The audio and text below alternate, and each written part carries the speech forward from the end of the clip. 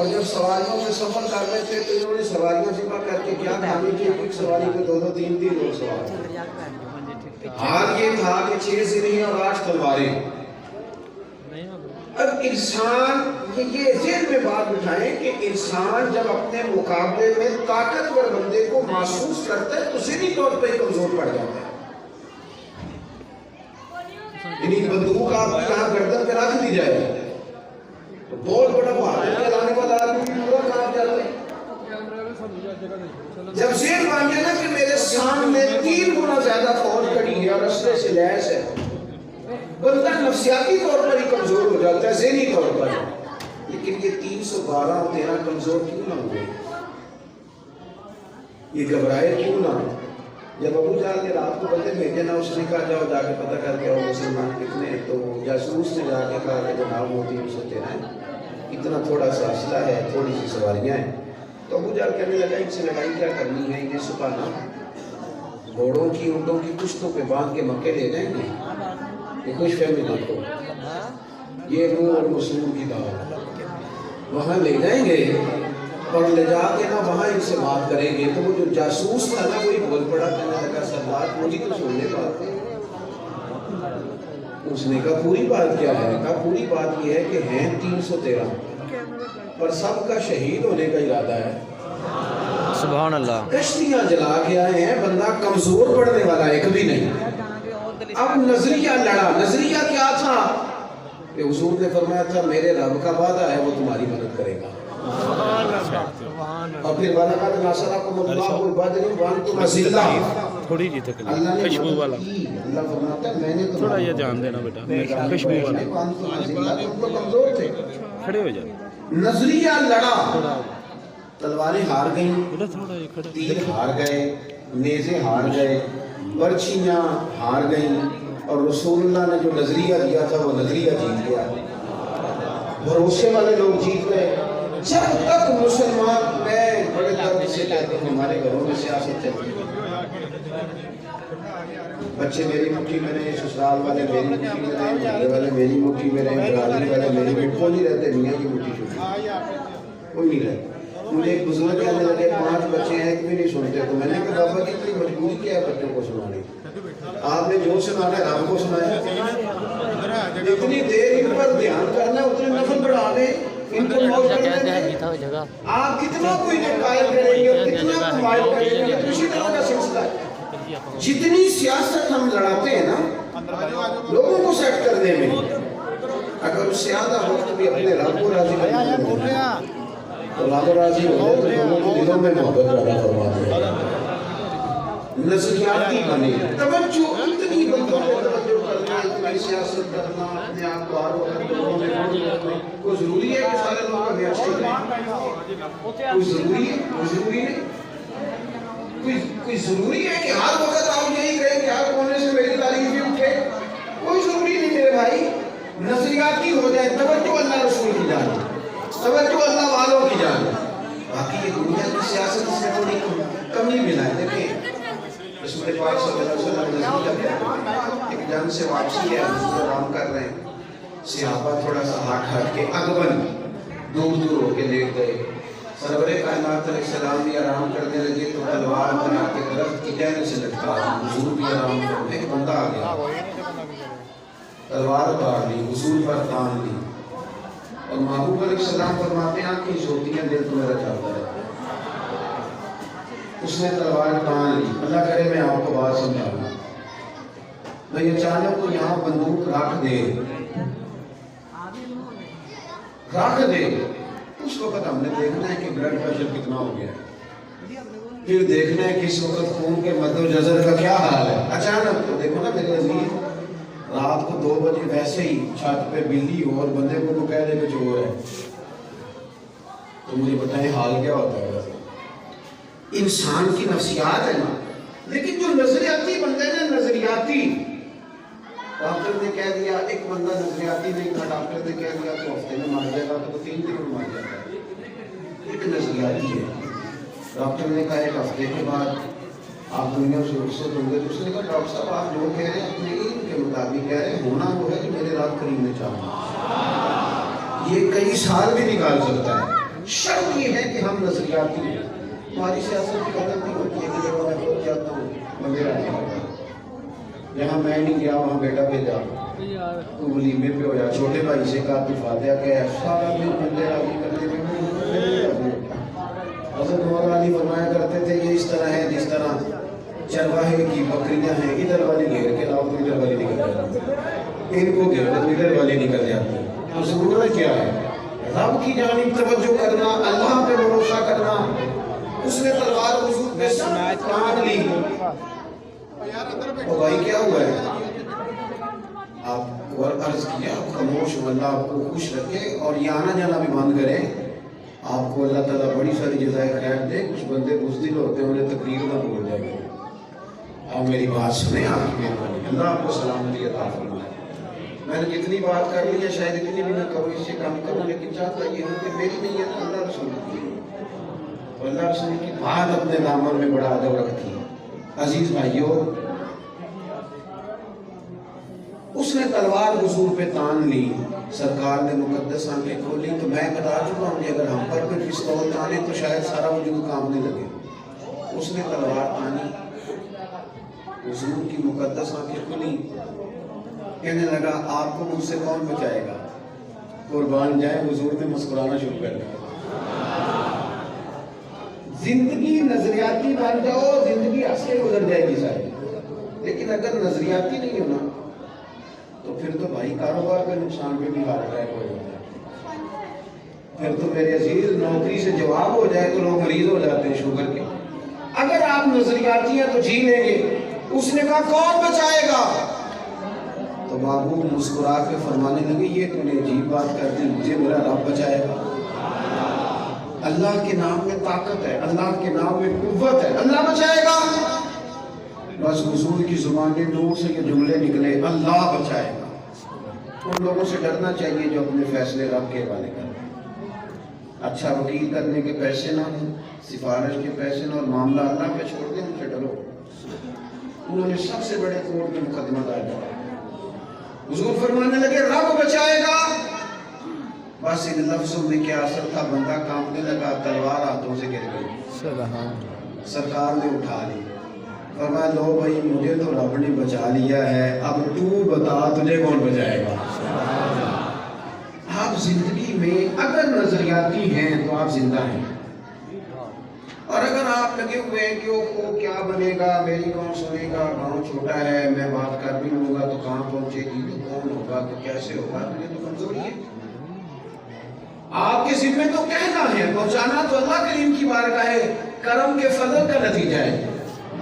اللہ بچائے گا. اس کے ہاتھ سے تلوار گر گئی, حضور نے اٹھا لی, فرمایا مجھے تو رب نے بچا لیا ہے, تو بتا تجھے کون بچائے گا. کہنے لگا حضور میں نے سنا ہے آپ بڑے ہی معاف کرنے والے ہیں. سبحان اللہ.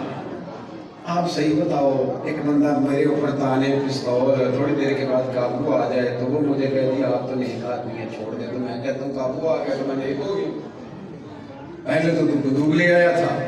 لیکن یہ حضور سید عالم صلی اللہ علیہ وسلم کے ضرب کی, حوصلے کی, اور محبوب کے دل نور کی بڑائی دیکھو کتنا بڑا ہے. اس نے کہا سنا ہے, آپ معاف کر دیتے ہیں. فرمایا تو نے سنا ہے؟ حضور سنا ہے. پھر مسکرا کر فرمانے لگے جا, پھر میں نے معاف کیا. سبحان اللہ, سبحان اللہ. بات ختم, معافی تو یہاں پہلے ہے سب سے, جا معاف کیا. ایک تو اپنی زندگی میں توجہ اللہ پہ کرنا, یہ چھوڑ دے اتنی زیادہ سیاست, اتنا بندوں کے پیچھے بھاگنا, یہ تو تھکا دیں گے, یہ تھکا دیں. ان کی خواہش پوری کرو تو یہ دوسری. میں آج ہی پڑھ رہا تھا, حضرت سعید ابن مسیب کہا کرتے تھے یا اللہ یہ بڑوں کی آرزوؤں سے بھی بچانا, ان کی آرزویں بڑی ہوتی ہیں, روز نہیں ایک آرزو. اور حضور دعا مانگا کرتے تھے, نبی کریم علیہ السلام مسند امام احمد کے نمبر میں موجود ہے, اللہ کے محبوب فرماتے تھے اے اللہ اس آرزو سے بچا جو آرزو ایک اور آرزو میں مبتلا کرتا ہے, وہ خواہش کو اور خواہش میں ڈال دے.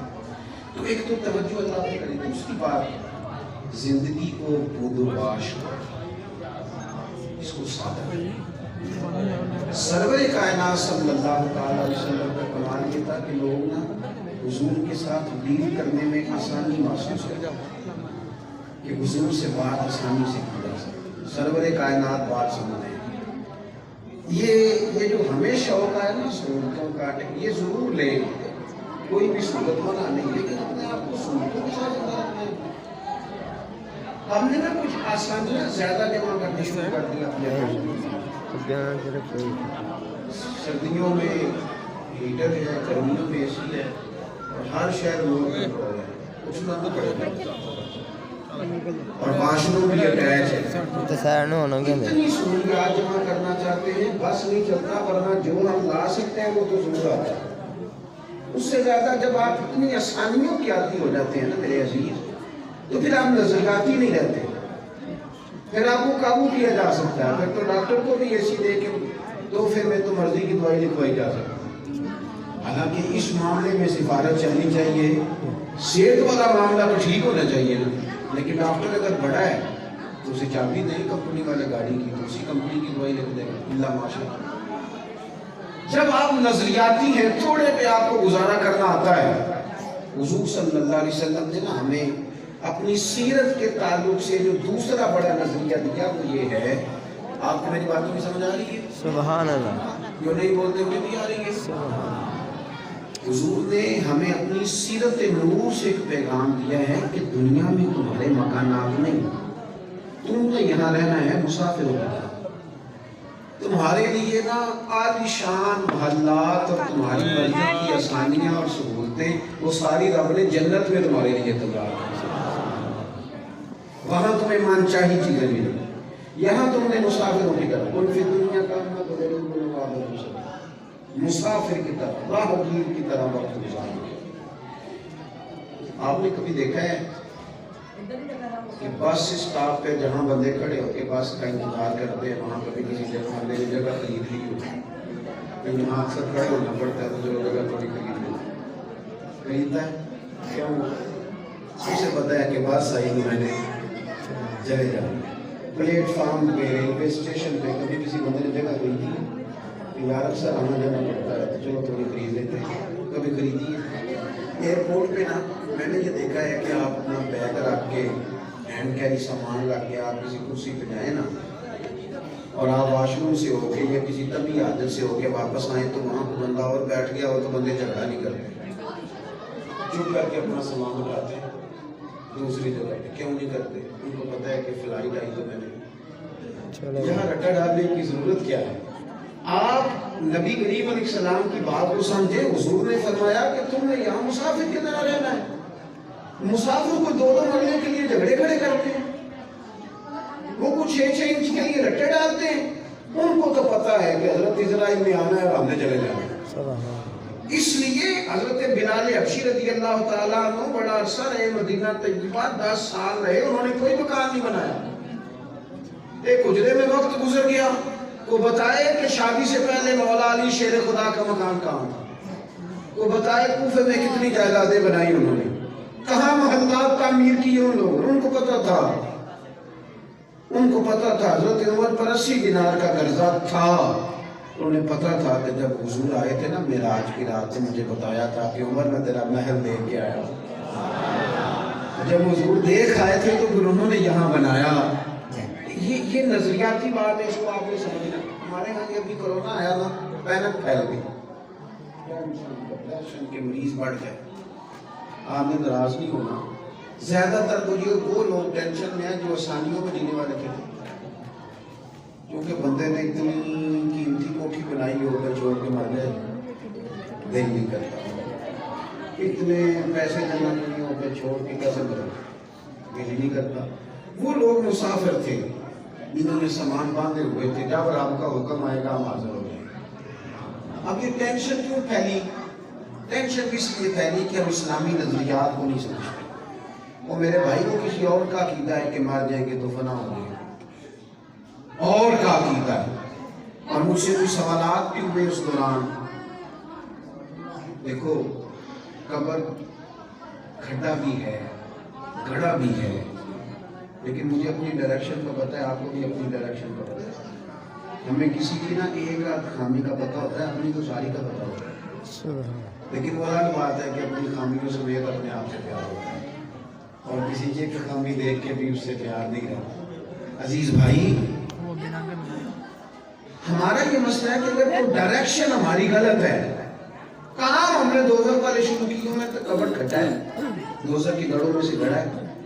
लेकिन अगर डायरेक्शन ठीक है, हलाल हराम चीज है, नंग जो होगा नंग नफ्स पर कंट्रोल है, ऊपरों दी नंग जाके बाबा के नंग फिर कबर खड्डा नहीं, नजरिया सही है, फिर तो कबर बाग है। नहीं समझे आप? कबर बाग में जाते हुए डर लगता है, परेशानी होती है, दिल घबराता है। उसी कब्र में ऑक्सीजन कहाँ से आएगी? मैंने कहा जहाँ अम्मा के पेट में बच्चे होता था, तब कहाँ से आते थे? चले इससे भी और मिसाल देता हूँ। कभी अंडा देखा है जब उसमें से बच्चा निकलता? चारों जानिब वो जगह होती है ऑक्सीजन की। ये तो बड़े अक्लमंद लोग हैं, यहाँ सवाल खड़े करते हैं, उनसे पूछो कि बच्चा तंदुरुस्त भी निकलता है अंडे से और सोना भी निकलता है। सुभान अल्लाह।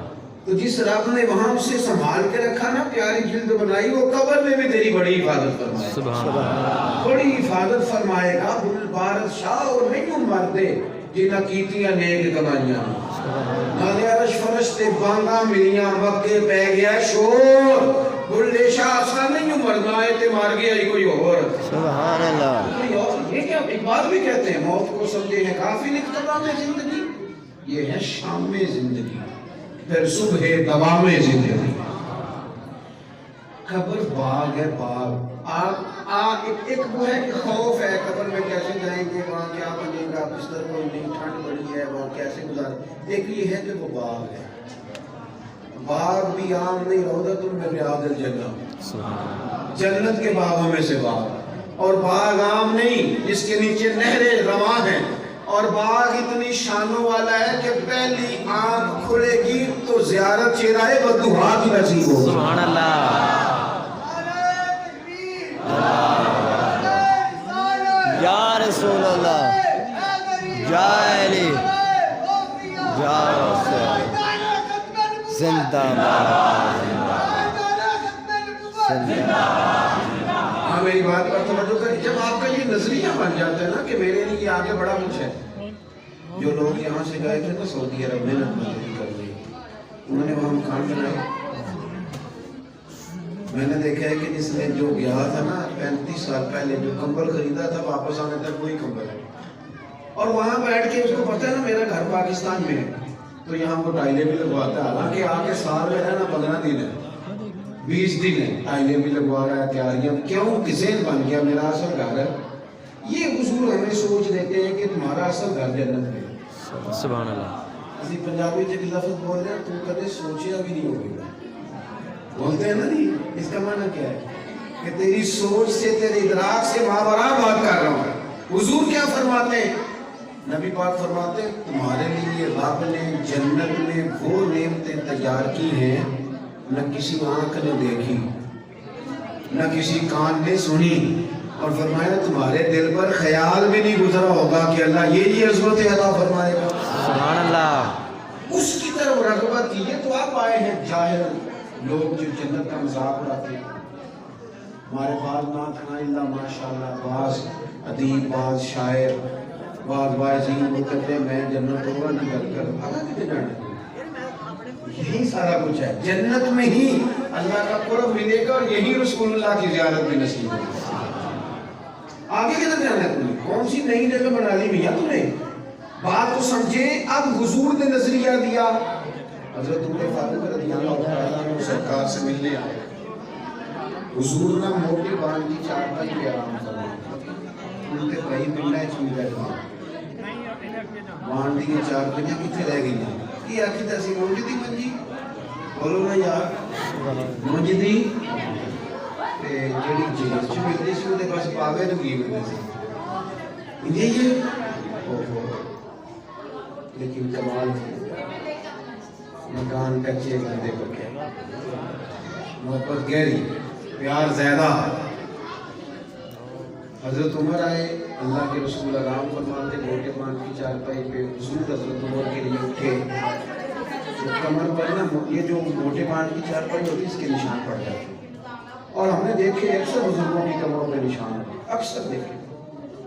सरकार उठे तो कपड़ा मुबारक जरा हटा तो देखा कि निशान पड़े हुए, तो रो पड़े। दलेर आदमी थे पर रो पड़े, हुजूर की मोहब्बत में रोए।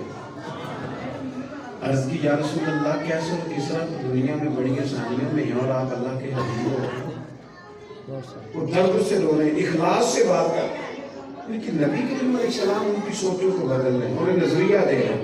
تو حضور فرمانے لگے امت کو پسند نہیں کرتے کہ وہ دنیا میں تھوڑی آسانی لیں اور آخرت میں رسوا ہو جائے، اور یہ پسند نہیں کرتے کہ ہم دنیا میں تھوڑی تکلیف برداشت کریں اور آخرت کی ساری سعادتیں اللہ ہمیں ہی عطا فرما دے. سبحان اللہ. اس لیے حضور نے فقر کو پسند کیا، سادی روٹی کو پسند کیا، کچے مکان کو پسند کیا.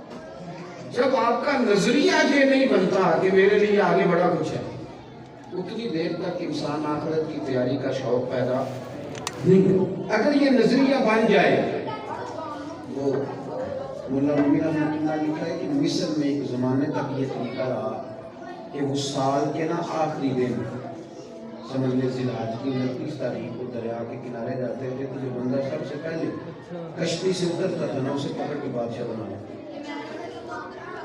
پورا سال اس کی بات مانتے تھے، لیکن سال گزرنے سے 2-3 دن پہلے اسے جنگل میں چھوڑ آتے تھے، بھیڑیے کھا جاتے تھے. کہتے تھے اگر زندہ رہا تو دوبارہ کرسی میں بیٹھنے کی سازش کرے. اس کا بھی بڑا ذائقہ ہے، ایک دفعہ بندہ بن جائے تو پھر یہ چسکا جاتا بھی نہیں. ان کا یہ طریقہ تھا. ایک درویش بھی ایک دن اسے کیا پتا تھا کہ یہ بادشاہ بنائیں گے، وہ اترا کشتی سے، انہوں نے پکڑ لیا. وہ ادھر لے کے جا رہا تھا، تمہیں بادشاہ بنانا ہے. کہنے لگا مجھ سے تو پوچھو. انہوں نے کہا بادشاہ ہم جو بندہ آتا ہے نا ہمارا اصول ہے بادشاہ بنا لیتے ہیں. تو اس نے کہا ٹھیک ہے، بتاؤ بادشاہ کے ساتھ کیا کرتے ہو، کیا طریقہ. انہوں نے کہا کہ سال آپ کی بات مانیں گے. میں سال کے بعد کہنے لگے وہ جنگل ہے اس میں چھوڑا ہے. کہنے لگا ایک 2 وعدے کرو، ایک تو تم جو میں کہوں گا سارا سال مانو گے، اور دوسرا اسی جنگل میں چھوڑو گے، کسی اور میں تو نہیں میں چھوڑا ہوں. لیکن اسی میں چھوڑیں گے. اس نے بیٹھتے ہی پہلا حکم یہ دیا کہ اس جنگل سے ساری جھاڑیاں کاٹ دو. دوسرا حکم یہ دیا جھاڑیاں کٹ رہی تھی تو درندے ویسے ہی بھاگ گئے جنگل. پھر اس نے کہا کہ یہاں ذرا لگا کے نا اچھے طریقے سے کھائے تو ذرا پھول اگاؤ، کھیتیاں اگاؤ. تو پورا سال وہ باغ سنبھالتا رہا. لوگوں نے وعدہ کر لیا تھا وہی چھوڑ کے آئے گے. سال کا آخر ہوا تو پہلے بادشاہوں کو لے جب بیٹھتے تھے نا کرسیوں پہ تو غافل ہو جاتے اور چکروں میں پڑ جاتے. معاذ اللہ کہتے تھے یہ گزارو نا تو پھر آخری دن دیکھا جائے گا. معاذ اللہ جو آج ہماری سوچیں بن گئے.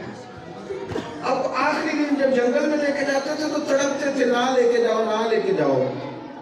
لیکن اس نے جو کہ سارا سال محنت کی تھی نا وہاں جانے کے لیے، اس کو جب لے کے جا رہے تھے تو کہہ رہا تھا اب جیلونی ذرا جلدی نہیں لے جاتے، ذرا جلدی نہیں لے جاتے. عارف رومی فرماتے ہیں کچھ بندے دنیا میں رہتے ہیں، دنیا میں جیتے ہیں، لوگوں کے ساتھ وقت گزارتے ہیں، لیکن موقع ملا ہوتا ہے نا اپنی قبر کو باغ بناتے رہتے ہیں، پھول لگاتے رہتے ہیں.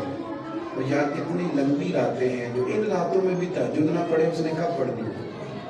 جو ابھی بھی وہ دروازہ صبح کھٹک گیا تو پھر بھی تو اٹھنے کی نہیں. بولو خدا نہ کرے کوئی بیمار ہو گیا تو سیائی میں اٹھنا پڑے گا کہ نہیں. بہتر نہیں رب کی رضا کے لیے اٹھ جائیں. سبحان اللہ. اٹھے نا 5 بجے آدھا گھنٹہ نفل پڑے گی، فجر ہو جائے گی.